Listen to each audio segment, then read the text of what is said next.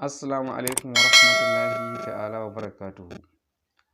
Da farko abin da zaka fara yi shine zaka shiga profile naka na Moniepoint. Wannan hoton mutumin da kuke dan gani haka gashi nan an yi hoton mutum shine profile ɗinka, shi zaka taba kamar haka. Kana taba shi zaka ga ya nuna ma profile, ya nuna ma sign out. Sai ka shiga profile. Kana taba profile zai bude ma kamar haka. Zaka ga information ɗin cikin sa. Da farko za ka ga an sama personal information.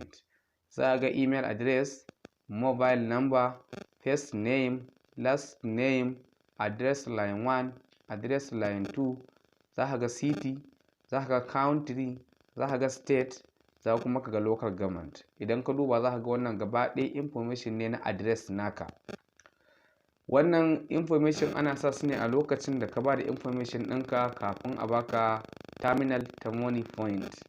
Sannan wannan information an shigar da su ne kafin a baka ita domin a san address ɗinka a kuma san inda kake. Don haka baka da ikon canja waɗannan abubuwa da kanka, sai dai shi aggregator naka wanda ya kawo ma terminal shi zaka sanar idan kana so ka yi wani gyara a ciki, shi kuma shi ya san hanyar da zai bi kokari domin ya ga an gyara maka gyaran da kake so ka yi. Sai kamar maganar password. Maganar password za ka iya canza password ka sa duk wanda kake so a kuma duk lokacin da kake so ka canza.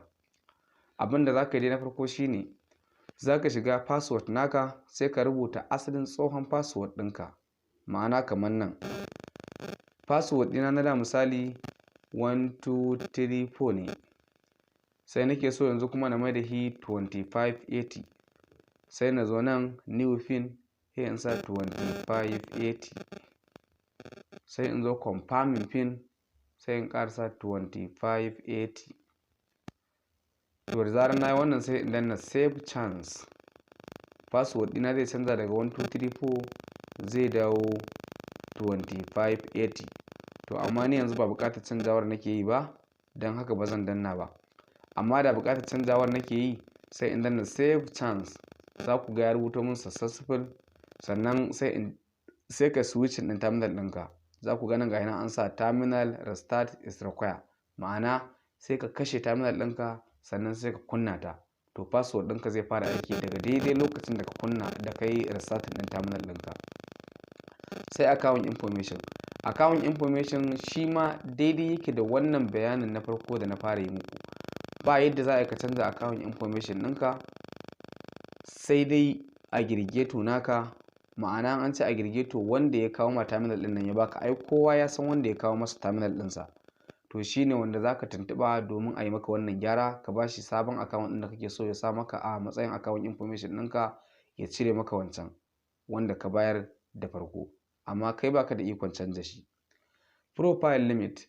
Wannan kuma Moniepoint ne suke faɗa maka cewa za ka iya depositing ɗin 900,000 naira.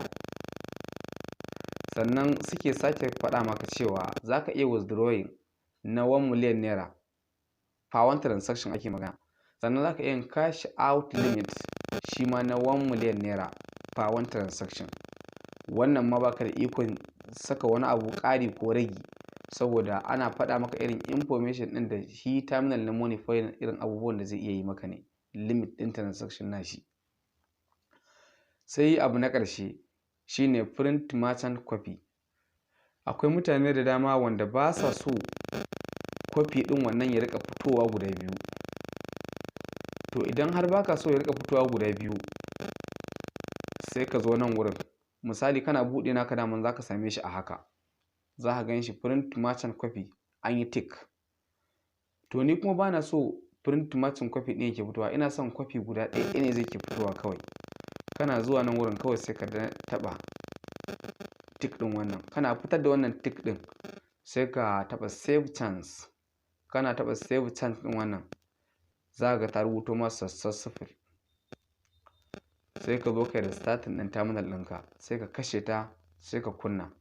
To duk wanda ya zo kai masa withdrawing na kuɗi ko kai mara sending na kuɗi depositing kenan, za ka ga ba zai fitar ma da printing guda biyu ba, guda ɗaya zai fitar maka. Kaga za ka samu sauƙin cin takardunka. Duka a nan muka kawo ƙarshen bayani akan Moniepoint profile.